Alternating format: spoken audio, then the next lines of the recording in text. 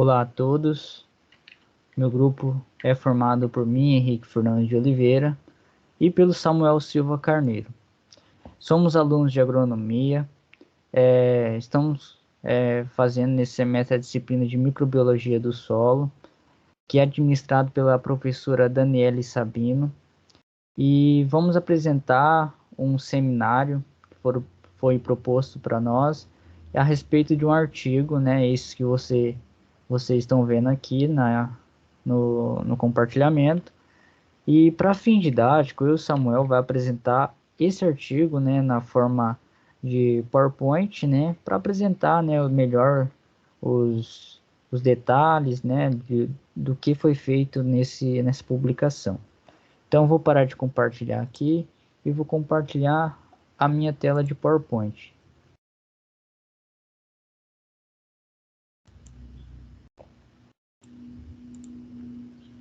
Então, como eu já me apresentei, né, somos a professora que administra a disciplina, né, a professora Daniela Cristina Costa Sabino, e vou falar a respeito do artigo aqui.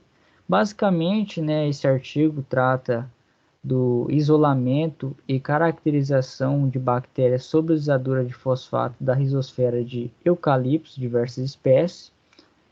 Foi publicado, né, esse artigo na revista Árvore no ano de 2016, lá na região de Viçosa, Minas Gerais.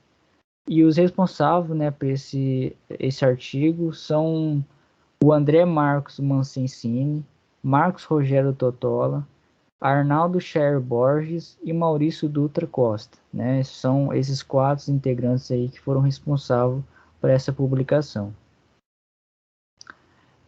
Falando aqui na parte introdutória desse artigo, lá na região de Viçosa, né, a classe predominante de solos lá é a classe dos latossolos. E esses solos, né, são solos altamente intemperizados, né, e por isso eles apresentam baixa fertilidade natural e são muito ácidos, né. E isso limita a disponibilidade de nutrientes, né, para as plantas, né, porque são muito escassos esses nutrientes.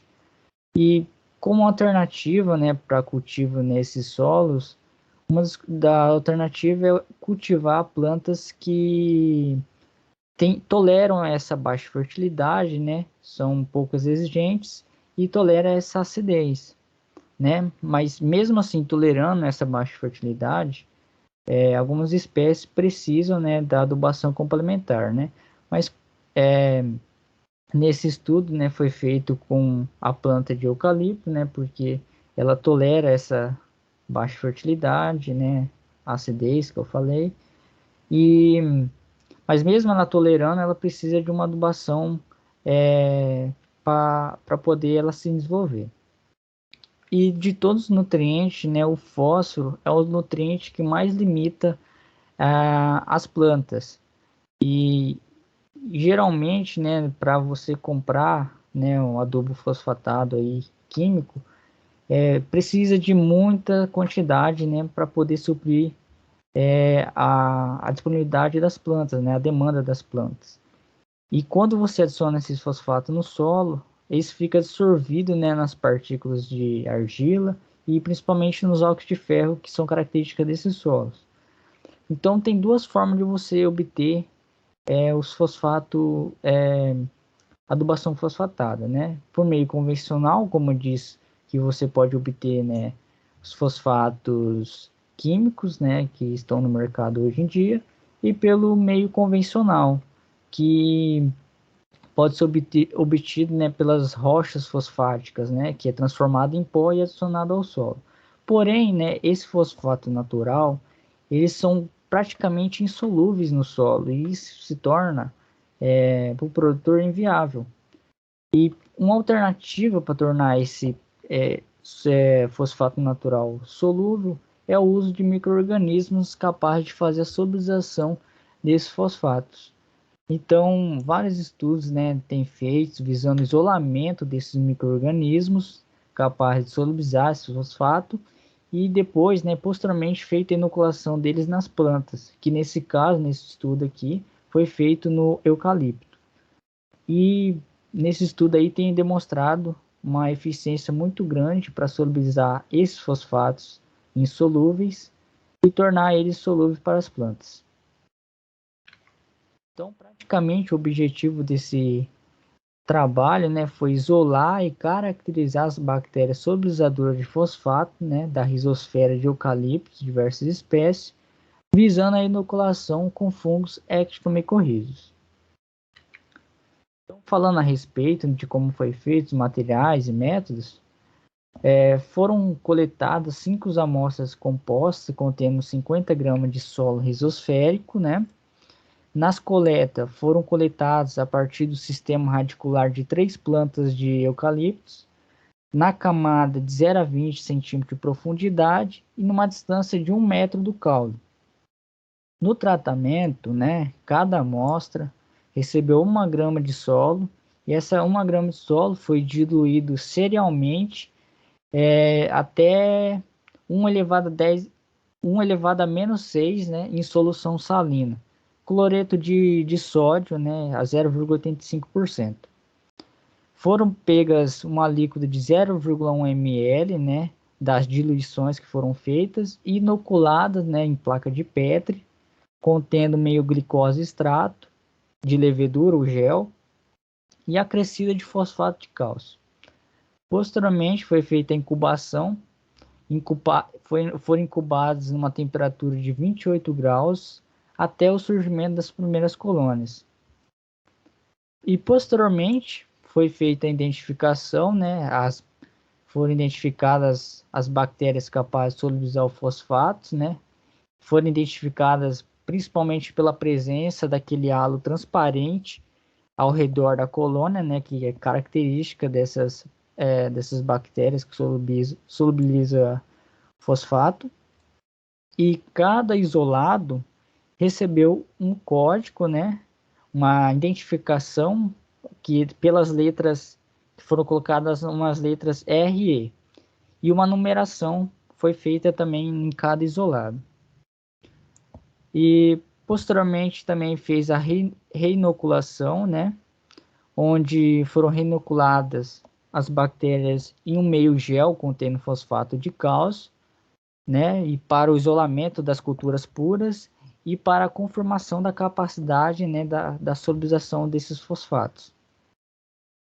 Na conservação, né, para conservar os isolados, foram cultivados um meio caldo nutriente por 8 horas numa temperatura de 28 graus Celsius. Posteriormente, foram coletados uma líquida de 1 ml do caldo do nutriente e foi misturada com 1 ml de glicerol a 80%, onde foi congelado em nitrogênio líquido e mantida, né, em um ultra freezer a 86 graus Celsius. Depois foi feito uma classificação dos níveis de interação entre os isolados bacterianos e o fungo, né? Foi feito da seguinte forma essa classificação. Primeiro, a compatibilidade, né? Onde colônias com crescimento normal e hifas que crescem sobre a estria bacteriana. Segundo, inibição fraca. Colônias com densidade milicial normal e hifas próximas da estria bacteriana. Terceiro, inibição média, colônias com densidade micelial normal e crescimento micelial claramente desfavorecido ao lado da estria. E quarta, né, inibição forte, redução drástica do diâmetro da colônia e da densidade de hifas. Nos resultados de discussões, vai ficar com o meu amigo Samuel, né? Ele vai apresentar os resultados de forma bem didática para vocês poderem entender e vai falar das discussões e depois vai falar da visão, né, que a gente, né, concluiu desse trabalho que foi feito, né, do isolamento desses micro-organismo, né, capaz de solubilizar os fosfatos.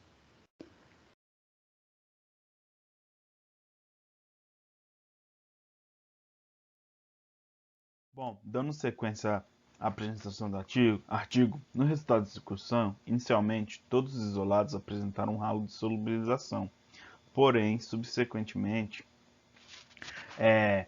alguns perderam a capacidade de solubilizar ao longo do ciclo de cultivo, ao longo das repetições que foi se fazendo.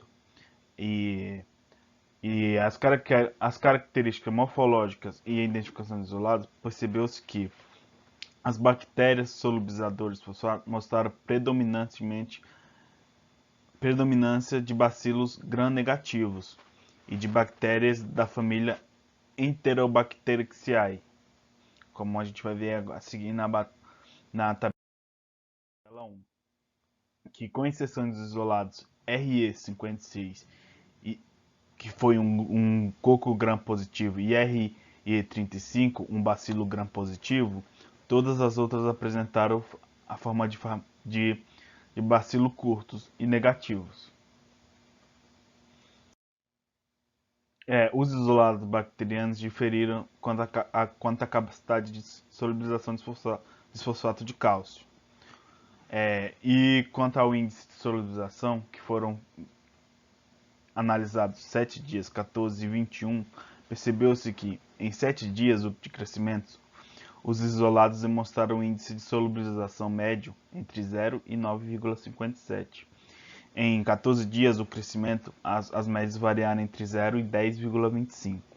Em 21 dias de incubação, os isolados que mantiveram a capacidade de solubilização apresentaram um índice variando entre 0,75 e 11. Os isolados que tiveram maior índice de solubilização foram o RE56 e RE41, respectivamente, sendo o primeiro significativamente maior, apesar de apresentar um menor crescimento entre todos os isolados. E quanto aos valores de pH e líquido, mostraram diferença significativa de acordo com os isolado bacteriano inoculado, variando entre 3,98 e 4,39, enquanto o controle apresentou a média de 4,45. A maior redução do pH no meio em relação ao controle ocorreu na inoculação de Enterococcus avium, que também foi a que apresentou a maior índice de solubilização no meio sólido. Alguns isolados que promoveram significativa redução do pH, ou seja, tiveram reduções de pH significativas, como o RE1, RE13, 43, 44, 45, 46, 47, 48, 50, 51 e 54, com valores entre 4,03 e 4,9 de pH, tiveram índice de solubilização em meio sólido menores do que 1,5. Já os isolados como o R30 e o RE41, que apresentaram respectivamente valores de pH 4,39 e 4,31, apresentaram índice de solubilização em meio sólido de 2,04 e 4,15, o dobro e o quádruplo dos que apresentaram uma menor índice de pH, ou seja, o pH tem influência na solubilização do fosfato. Todos esses resultados que foram encontrados por esse autor, ele teve embasamento em outros trabalhos daqui também, que os fatos, que os resultados foram apresentados e semelhantes a vários outros autores, como por exemplo o comportamento na solubilização de fosfato, que todos apresentaram solubilidade, só que foi diminuindo com o decorrer do tempo. A conclusão: os melhores isolados foram o RE56, 41, 52 e 30, que constituem o material adequado para testes de coinoculação com fungos actinomicorrídicos. As bactérias rizosféricas isoladas apresentaram diferentes graus de compatibilidade in vitro com o fungo, levando a diferentes padrões de crescimento micelial. E esse dado sugere que a necessidade de selecionar as combinações mais compatíveis visando a co-inoculação de bactérias solubilizadoras de fosfato com fungos actinomicórricos. E sobre a visão do grupo, nós concluímos que esse artigo embasa o conhecimento que nós já tivemos no decorrer do curso sobre a microbiota do solo e sua importância, e que contribuiu como conceito para a nossa formação como agrônomo, não como na prática, pois está tratando de plantas de eucalipto, que não são muito usuais para agronomia, e sim para a engenharia florestal. Só que é um artigo muito válido e muito interessante. Beleza?